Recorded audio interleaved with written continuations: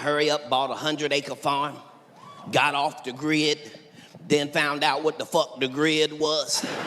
When I say you, I mean me. Did not know that shit was gangster like that. It's hard as fuck. I hurry up, bought a 100-acre farm, got off the grid, then found out what the fuck the grid was. Found out I'm not cut out for this motherfucking farm life.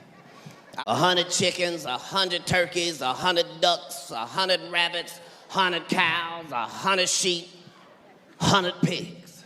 Everything that made a crackling, I bought it. I done had this farm for 4 years. We ain't killed a motherfucking animal yet. I don't know how you do this shit. I'm supposed to eat these my friends, bitch. You want me to eat Hezekiah, bitch? Then had this farm 4 years. We still door dashing Popeyes and shit. The chickens cutting off the door dasher. As well call it puss-ass farms.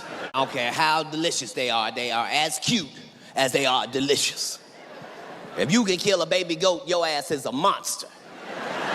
That motherfucker don't do nothing but be happy to be alive all day long. I'm crying with mint jelly in my hands.